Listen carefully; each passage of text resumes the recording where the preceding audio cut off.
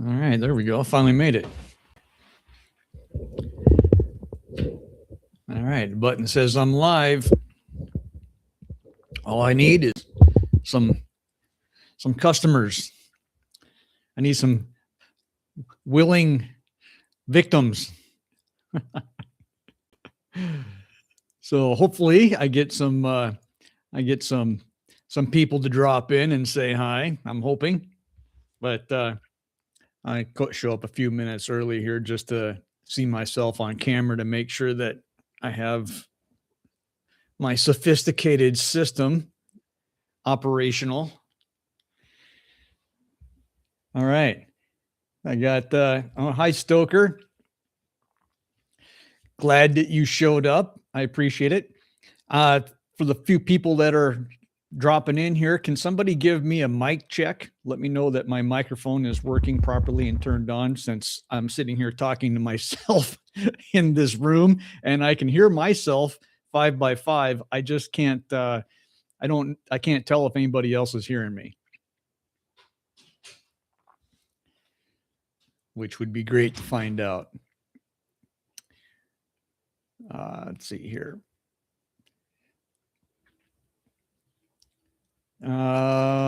See, we got, okay. I'm hoping that I can do a mic check. Somebody let me know if this thing's working. Can't hear it. Yeah, you sound great. Thank you so much. I appreciate it. I've got a backstory I share almost every single time. I was watching a guy on his podcast, and he went on for over 12 minutes with his microphone not turned on, but he didn't realize it. So it was everybody in the chat was yelling and screaming as much as they could to no avail. But so, anyways, I have a fear, a phobia of getting on to one of my lives and having my microphone not work and then carrying on pretending like everybody's listening. So thank you for the feedback.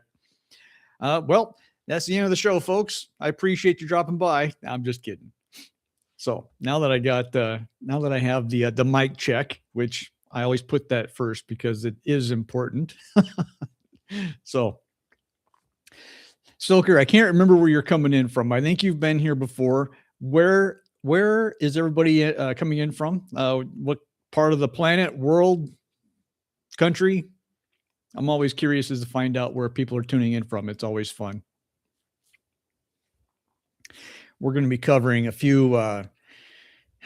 topics, and you might be surprised at the fact that a few of them may not be completely, totally carnivore related, but more lifestyle related.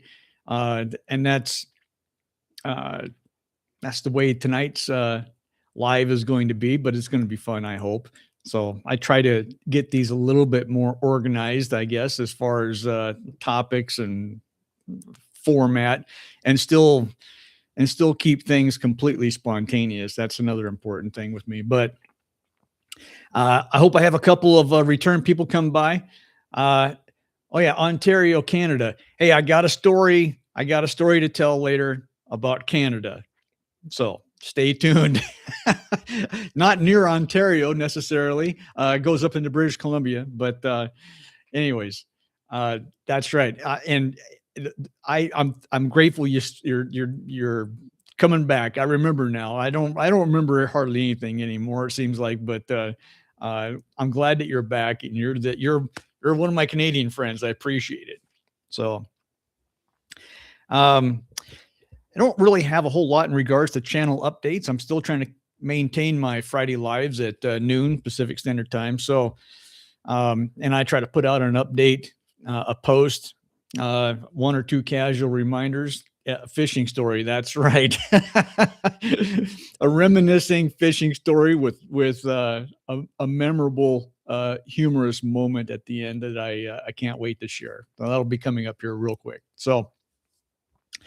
And by the way, I'm not a fisherman, but I have spent a fair part of my early life fishing. So anyway, take that for what it's worth.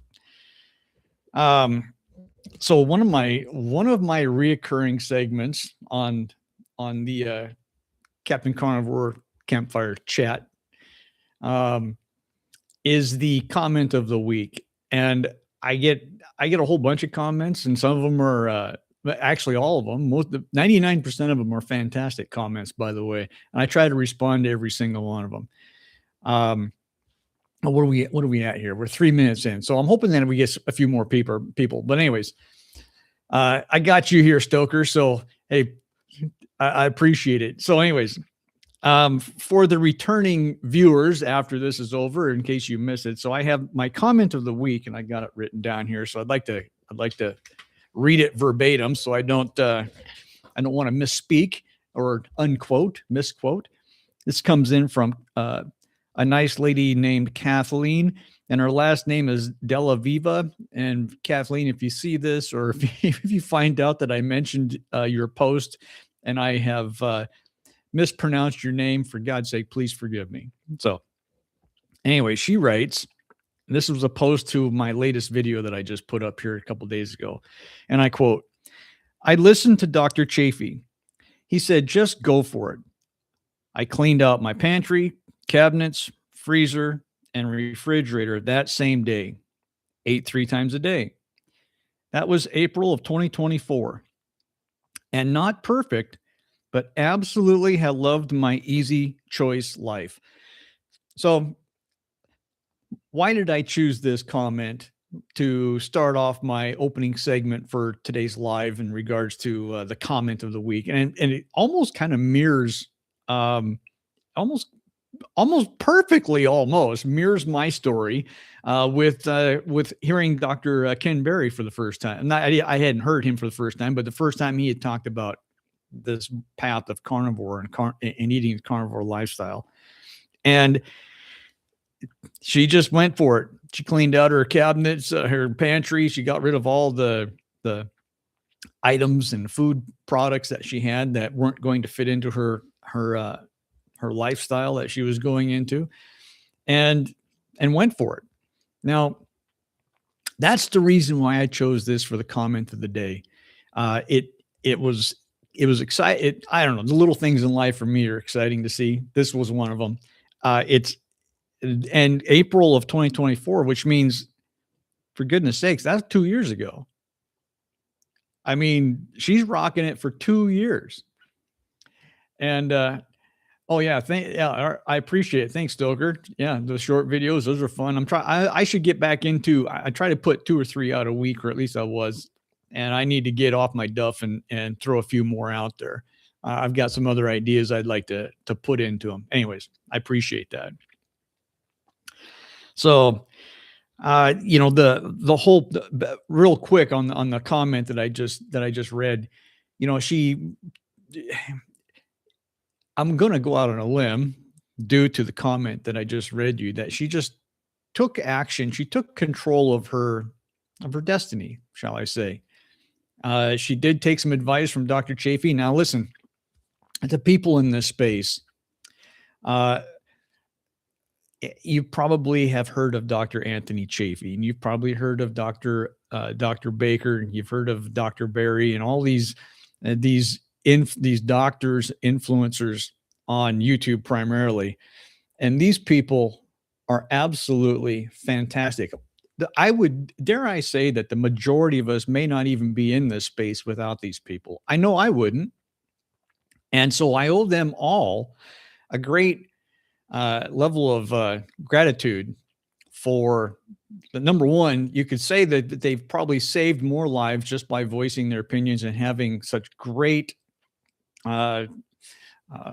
influence on people in general, even in their private practices. But Dr. Chafee is, the guy's a Greek god. He's amazing. He is absolutely phenomenal. So when she said, yeah, I listened to Dr. Chafee, to me, it was like, okay, enough said.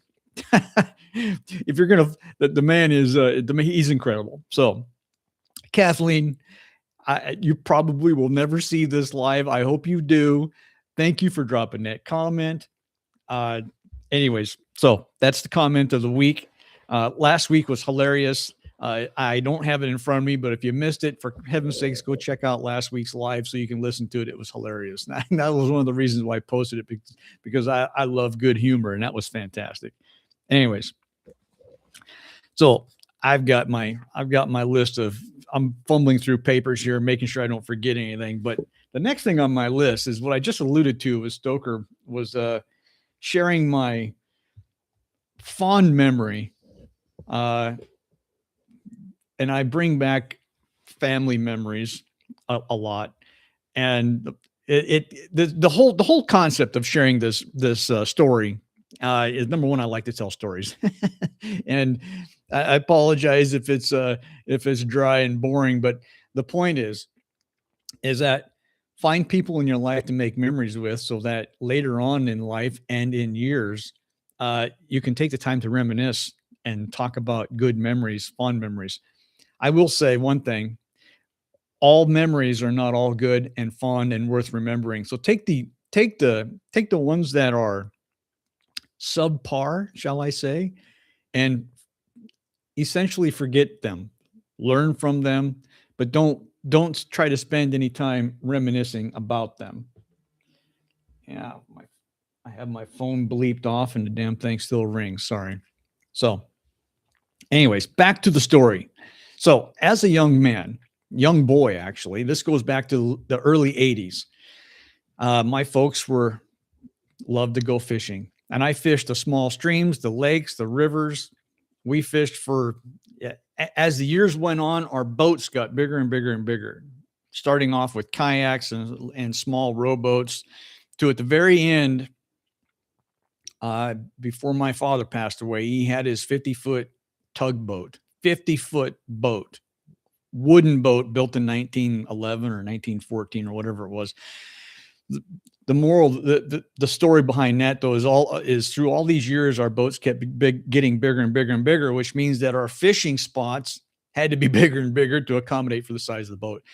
We ended up fishing in British Columbia. I grew up in Northeast Washington State at the time, and so we would venture up into Canada, British Columbia, and as Stoker might probably know just as much, if not anybody else, being that he lives in Ontario, the Canada is absolutely the most beautiful place that in the world. It's a hidden gem. I'm not gonna spill the beans, Stoker, so that everybody, all 3 or 4 or 5 people listening here are actually gonna fly up there and destroy the beauty by overpopulating it.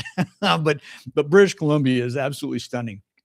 So we ended up fishing Kootenay Lake, which is a fantastic place. It's Ainsworth Hot Springs is right along the edge there, and I have incredible fond memories as a childhood and even into young adulthood, spending lots of time at Ainsworth.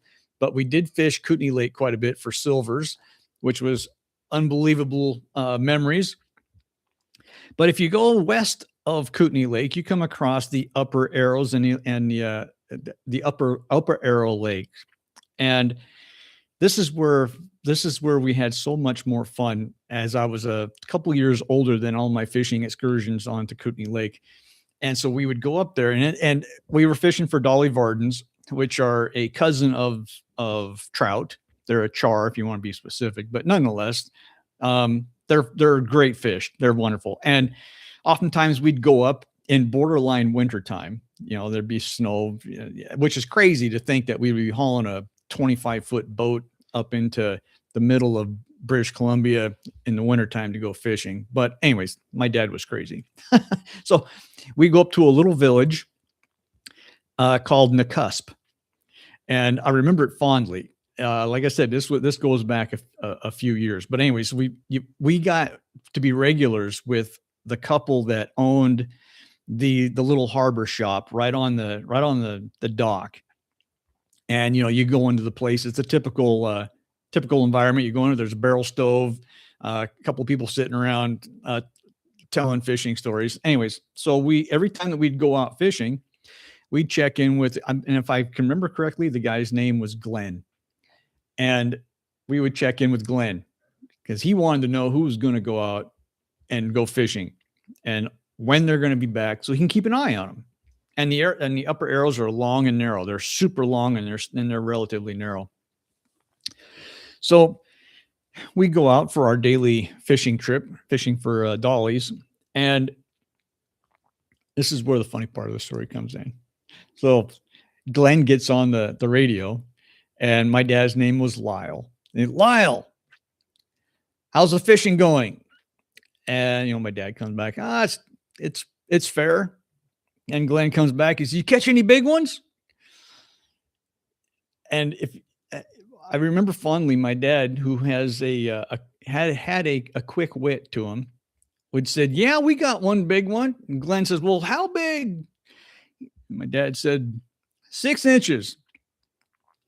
And the hysterical laughter on the other end from Glenn was like, like, "Oh, Lyle, you caught yourself a 6 inch. That's the most funniest thing in the world."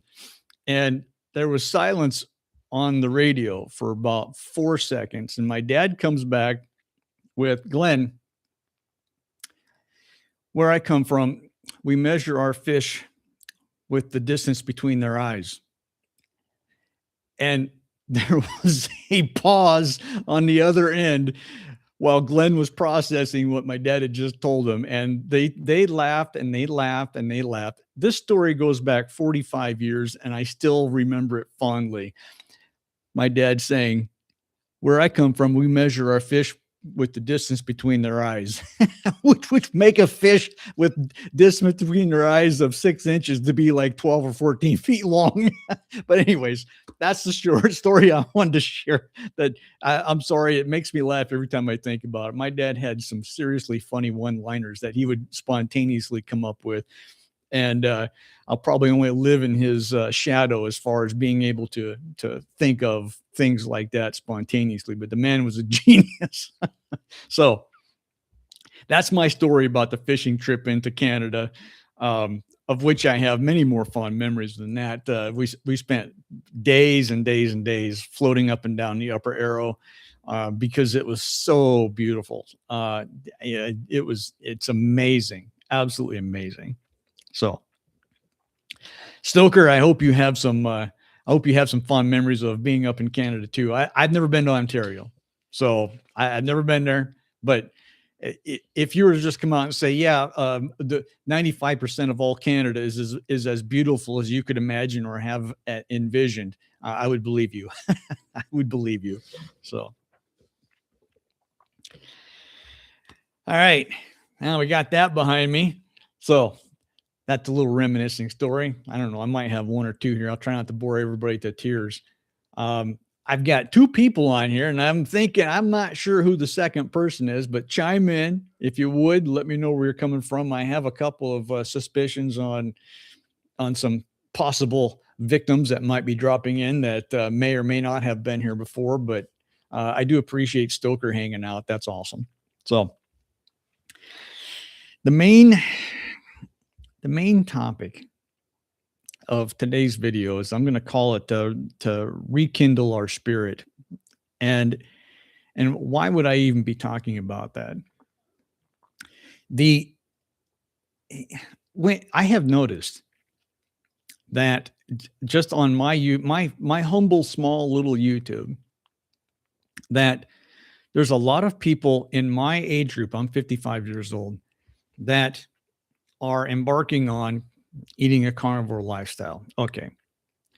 For a multitude of different reasons. Some people are much older than me in embarking on it. Some are a little bit younger. But anyways, the main demographic crowd is in my age group. And what is one thing that people in my age group have?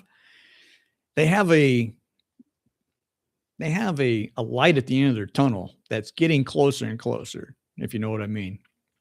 And when you start thinking about it, you're just going, "Oh, I'm halfway done," or I don't want to, I need to get my act together," type of thing. There's certain things on my bucket list, if you know exactly what I'm talking about. That's a good way to put it. There are certain things on my bucket list that I haven't kicked over yet. Now,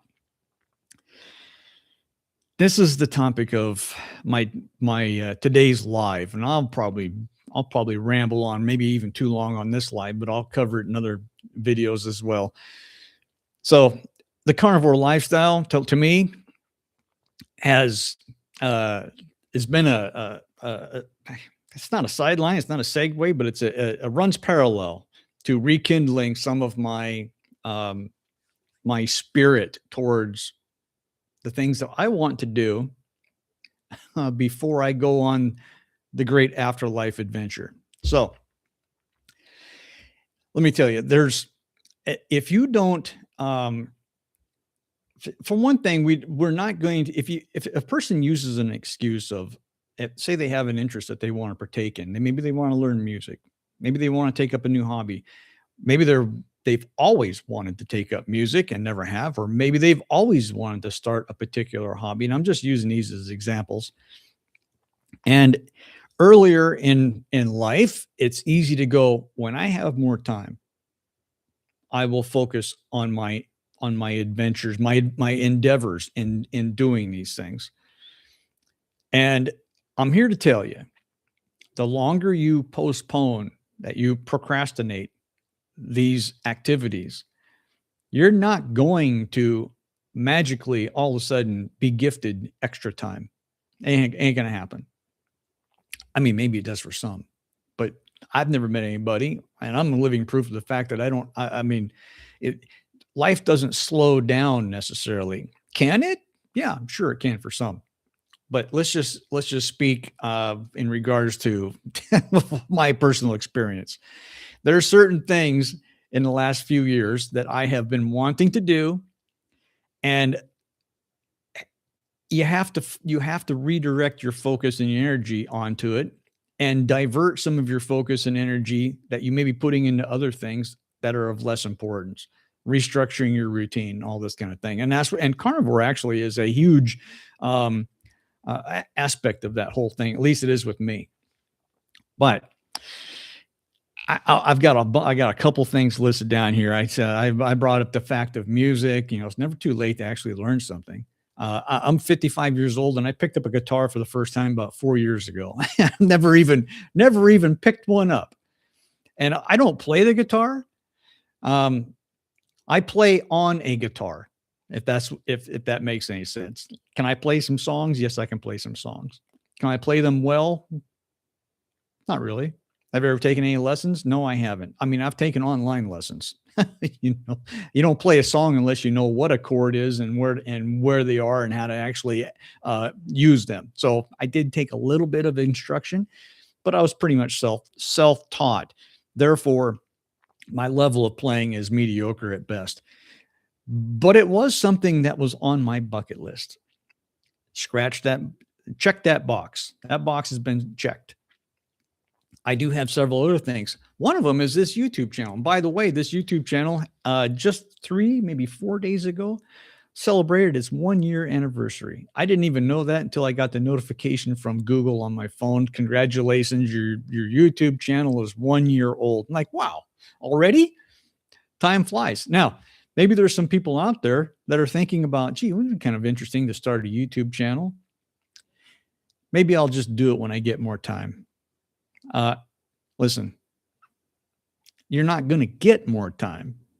I'd be willing to bet that there's no guarantee that there's even going to be a tomorrow.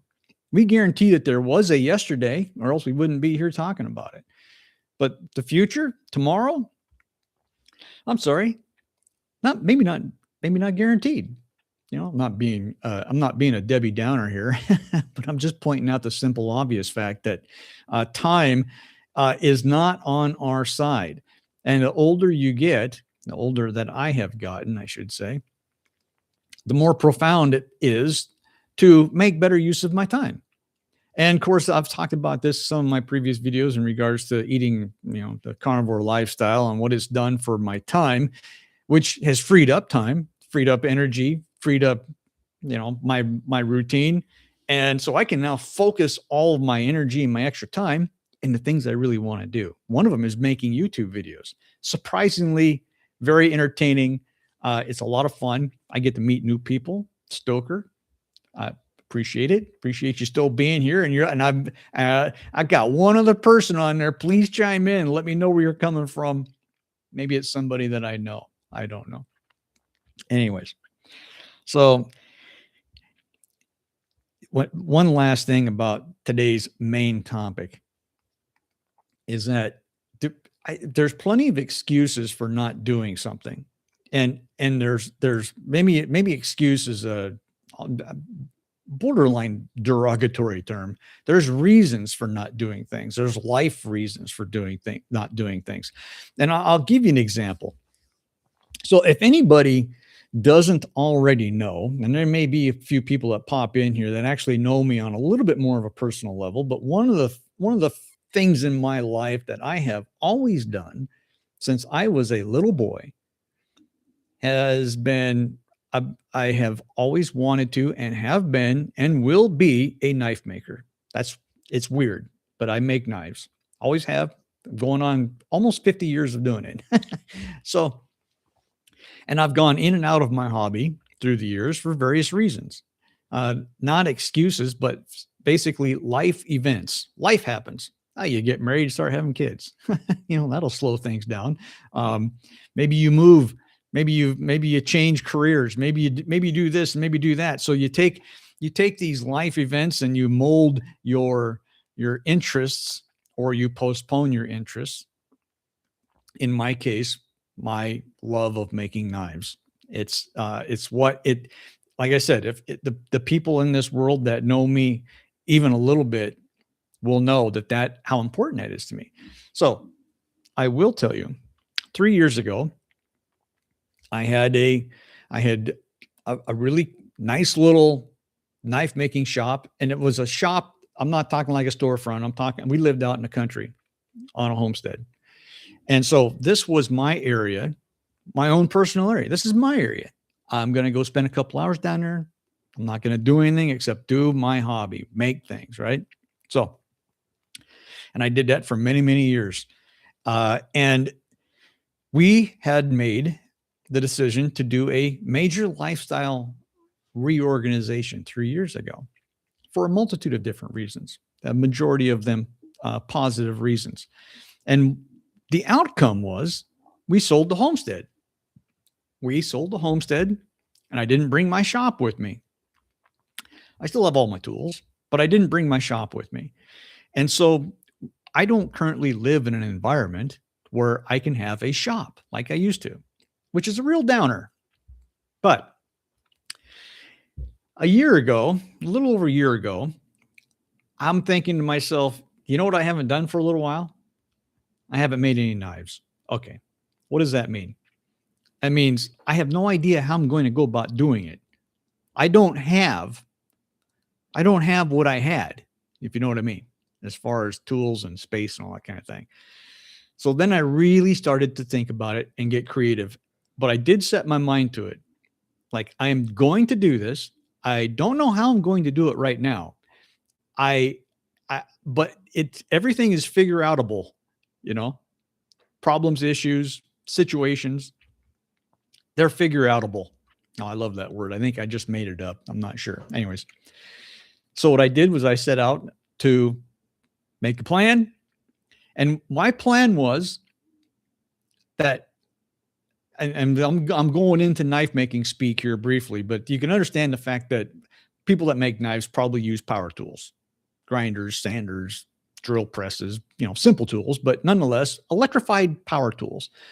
I decided I'm going to do it without power tools.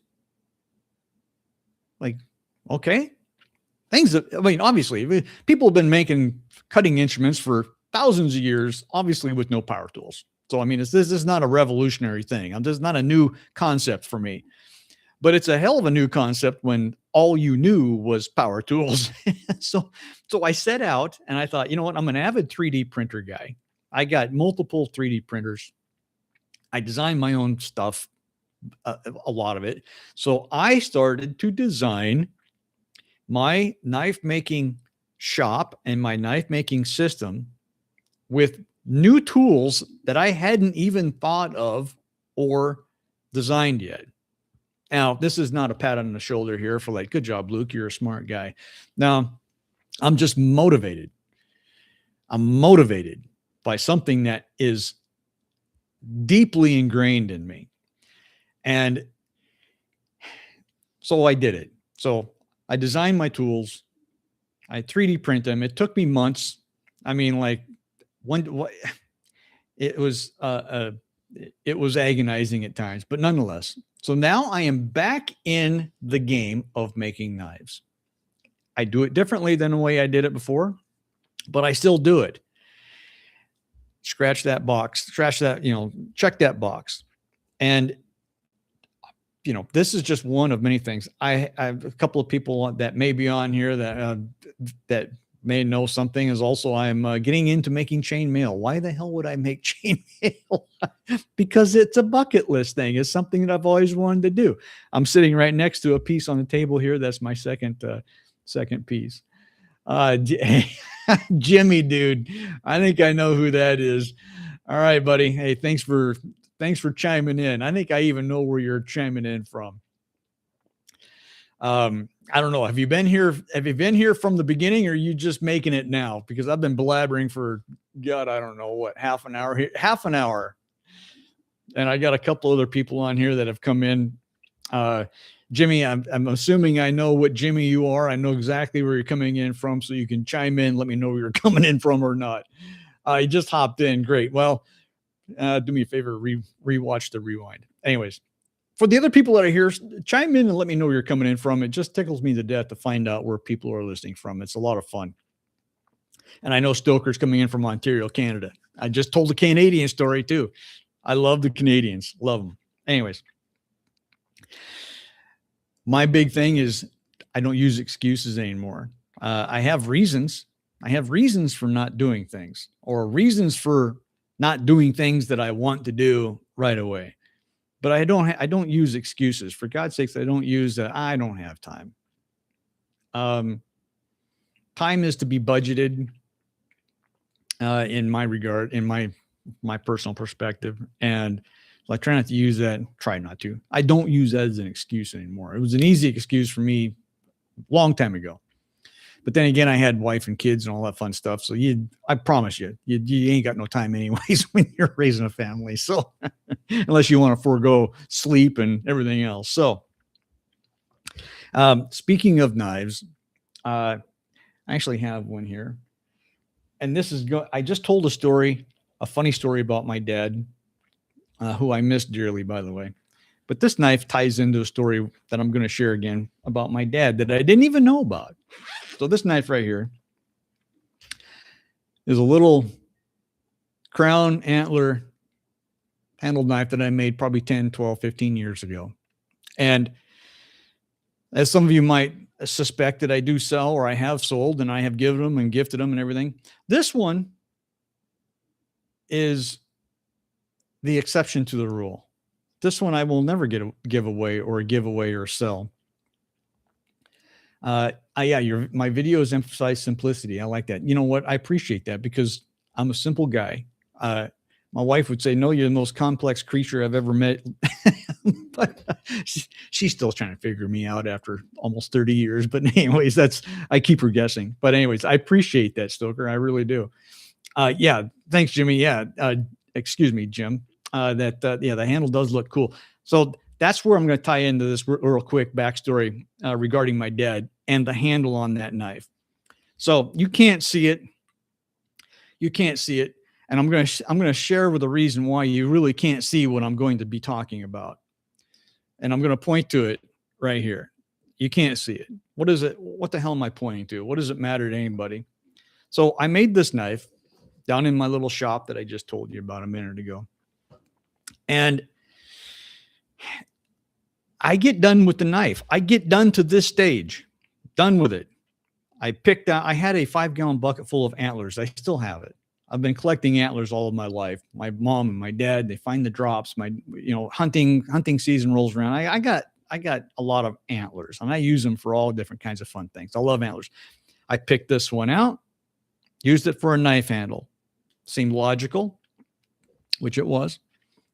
And I was sitting down basking in my glory after I had finished this project. And I was, going through, literally it's done, polished, everything.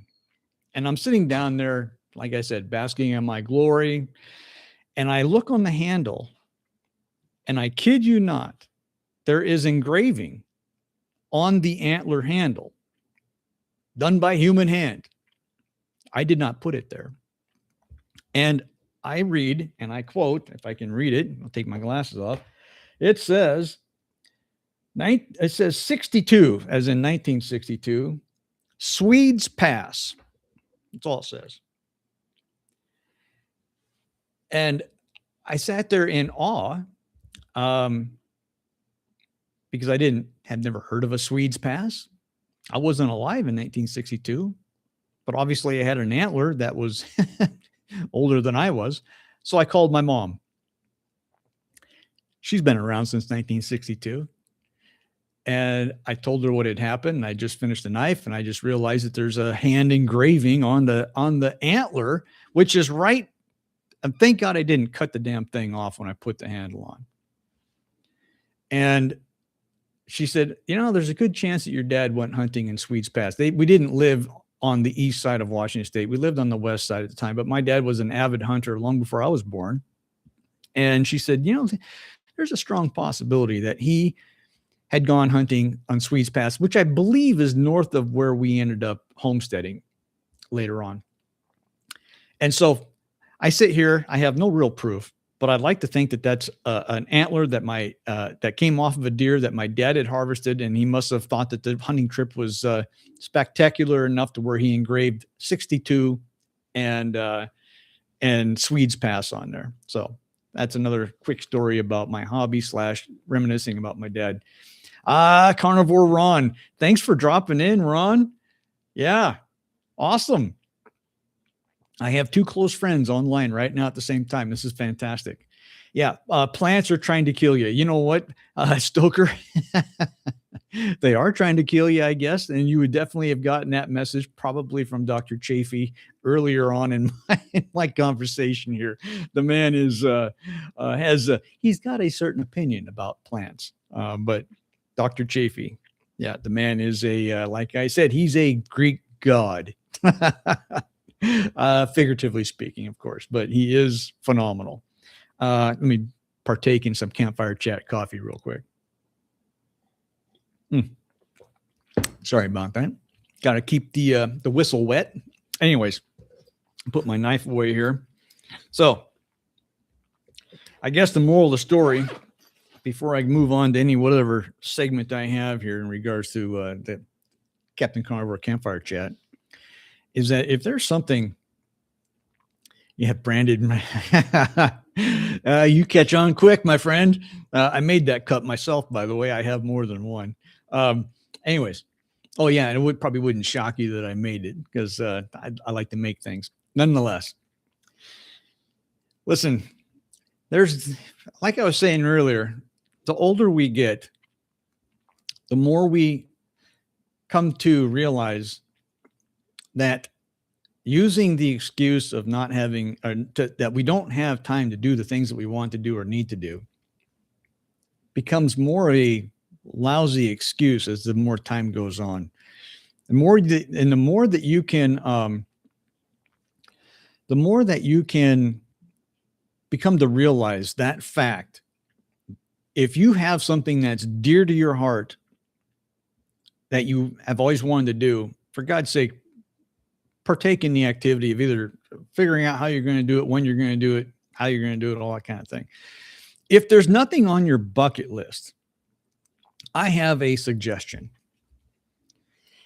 You may have noticed, due to the couple of stories that I have reminisced in regards to my father, who I dearly miss, that something that we all have the ability to do with damn near little effort is to create positive, fond memories with and for other people. Now, I'm going to go down a different path here for a second. Don't think I'm too crazy. There's plenty of people that think I'm over the edge as it is. But when you create a memory and a fond memory at that, like I said earlier, take the bad memories, the not so fond memories, back burner those suckers. Don't think about them. Those aren't the ones that we want to sit around and reminisce about. But making good, positive memories, and don't do it intentionally. These are all of my fond memories that I have, especially of my father, if I'm going to speak of my dad, are spontaneous. They're not intentional. We don't sit around and script a a funny moment. It's the spontaneous part of it that is so fantastic. And yet, my dad's been gone for over 20 years, and I miss that man more than anything. But and like I said, not all memories are fond, not all of them are worth remembering, but I'll be damned. I have a lifetime of stories I could tell. I'm not going to do it. I've already bored you to death with two of them so far, so I'm not going to do that. But the point is that when I get together with fellow family members, that my sister and my mom and my cousins, my people that we had as close relatives, close meaning in proximity, and were so happy to be in each other's presence at whatever time. Now we share and we reminisce about the incredibly funny and wonderful time spent. This is something that everybody has the ability to do. Do it with your spouse. Do it with your kids, something. This is like I think of it as a way of living forever. My dad, like I said, he's been gone for over 20 years, and he's living forever with the fond memories and the funny things the man said. And a lot of people may have forgotten, people in my life are, my family's life and whatnot. Some of them have probably, the memory, some memories are probably getting a little gray and faded. And when I can drop a couple of funny memories and the smiles and laughs, it's all worth it. So my dad lives on forever with me, and my reminiscing about him. Here I am telling a bunch of strangers on YouTube, for heaven's sakes, stories about a man they've never met. But the point is, we all have that ability to take time to create fond memories. And I just tie that in with, hey, if there's something you want to do or build or create, music, hell, if you want to get into knife making, reach out to me. I can steer you down some crazy paths. But whatever it is, hobbies, activities, maybe you want to get into, name it, dancing. I've got a lady lives next to me. She's got to be pushing 80 years old. And what is she doing at 80? She's learning how to dance. Maybe it's something that she's always wanted to do. But every time I see her, I ask her, I said, how's it going? She says, I just got back from dancing class. It's like, really? That's fantastic. It's awesome. So it's never too late. My friend, Carnivore Ron, by the way, go to his channel, like and subscribe to that guy. He's amazing. The man has, dare I say, Ron, I'm going to call you. I'm not going to call you out, but I'm calling on you here. You've lost 250 pounds. And if I remember correctly, you started at the age of 69 and you're now 71, if I remember right. 250 pounds in a couple of years. It's never too late. Never too late. The man's got stories to tell, I'm sure. And I've heard a lot of them. Now, I've got 5 people on here. People are coming and going.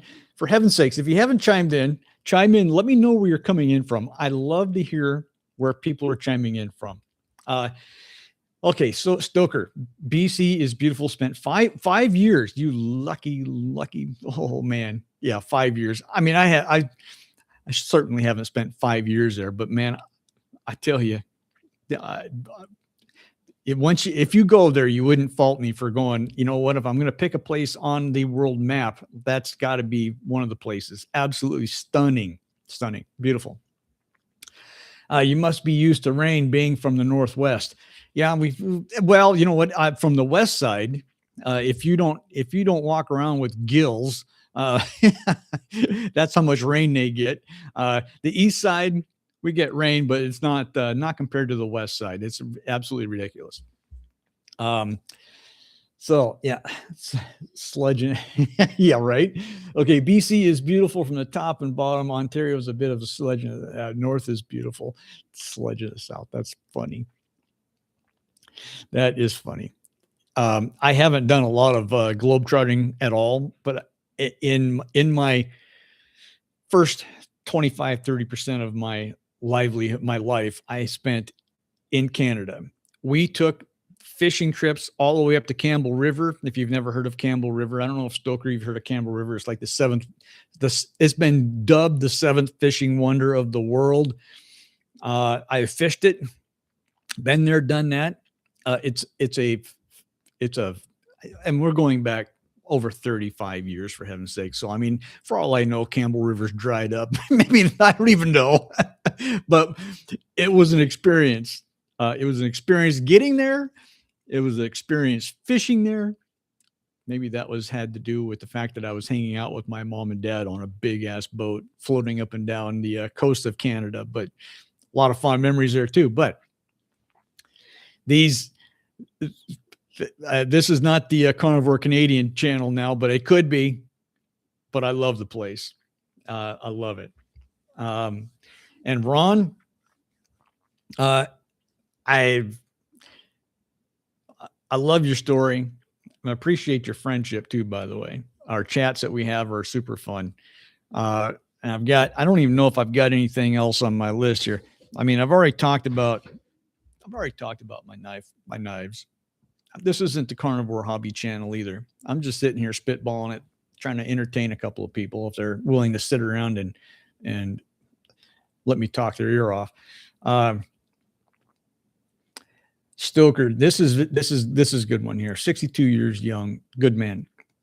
I'm sorry. I'm assuming you're a man. Made an assumption there. Anyways, 2.5 years carnivore, never looking back. Okay. That is music to my ears.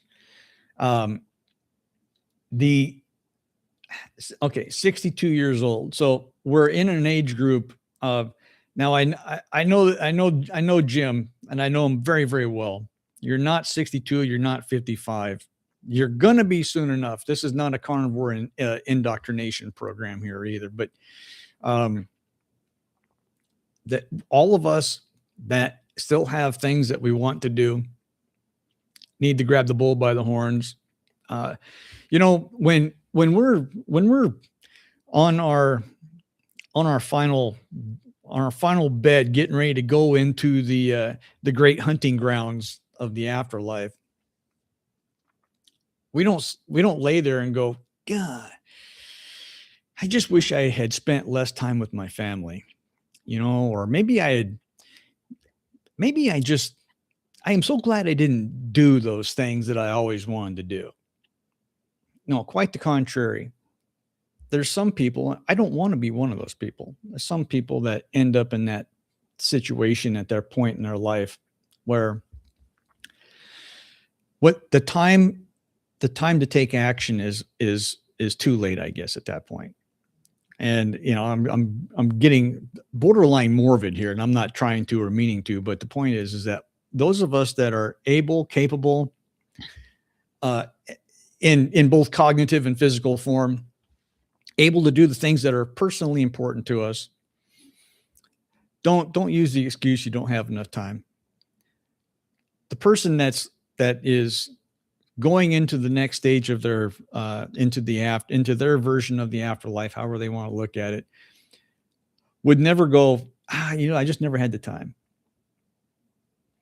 They wouldn't say that. They would say, I would have made the time, hell or high water, to accomplish those things that are important to me. So anyways, I'm getting too philosophical for a carnivore channel, but I got things on my mind. I got things to say. If I can bend an ear here or there, that's great too. I've got two very close friends online in Stoker. I count you as a friend too. You're a repeat customer. You're a willing victim that keeps coming back, and I love that.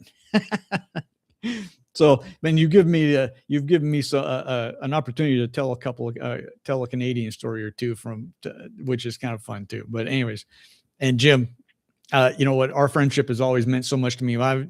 I'll tell you something. So I've known Jim for a long time, and I'm not going to divulge any details because it's not anybody's business. But the point is he just learned a few things about me after all these years that I've known him that he didn't know about, which was kind of fun. I don't harbor any secrets necessarily. I just keep a lot of things private, and I still do. I got a lot of things that I haven't divulged to anybody. My family takes it for granted. They don't think that they think that I'm normally just weird.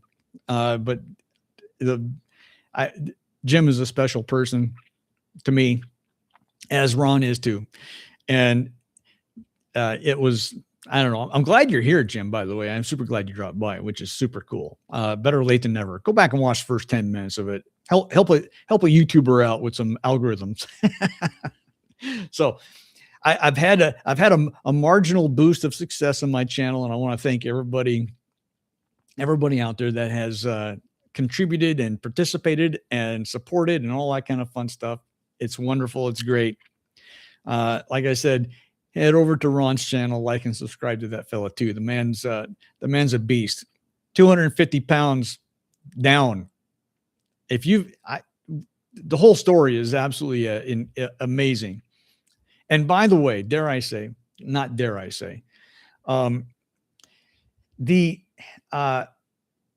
Ron is an incredibly talented musician. He's got another channel. Ron, forgive me, I don't even remember what the channel name is. I do partake in the channel. I just don't remember the details, specifics of it. But incredibly talented composer, writes his own music, has made thousands of pieces of content for music, plays the guitar, electric guitar, acoustic guitar. The guy's got talent. And I love that. So, and Jim, I know you got plenty of talents too. For God's sake, I know you too well. I know all of them. I know I probably don't know all of them. I harbor some to yourself, keep some to yourself. Okay. Push the interaction with the algo override. That's what I'm talking about. That's the kind of language I like to hear, Jim. Oh, coffee branding right there. No problem, Ron. You deserve it, buddy. So, Jim, good buddy, I might bring you one of these. Not that you're a coffee drinker, but I'll make a couple more of them here eventually. Branding. You know what? Speaking of branding, I was gonna wear my Captain Carnivore t-shirt. You'll notice that I'm not wearing a t-shirt. I'm wearing a sweatshirt because it's damn cold in here.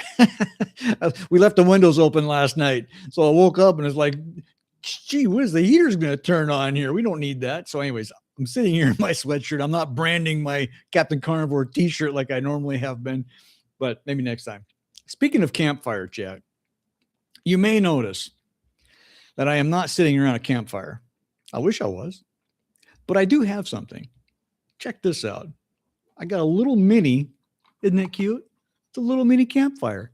And look at it. It's flickering like a real campfire. Isn't that cute?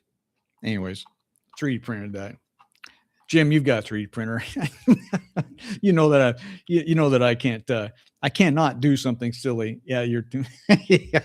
So I had to make, so listen, if Captain Carnivore is going to have a campfire, chat, by God, he's got to have a campfire. But you probably know where I live to some degree, and campfires are going to get me thrown in jail. And I'm not about to go to jail. So I have to 3D print my own campfire and stick a tea light in it and show it off as the campfire for the Captain Carnivore campfire chat. So, oh man, we're coming up on an hour. So you may notice, you may or may not notice, doesn't really matter. I have battery powered lights on me. And guess how long that they normally last? About an hour. So if one of these lights shut off and I go dark, I'm not going dark. I'm just going as in going underground, not to be ever seen again, but the batteries could wear out and my light shuts off. Yeah. We'll get a mini fog machine to attach to it. Whoa, dude, that would be great. That would be great. You may not believe this.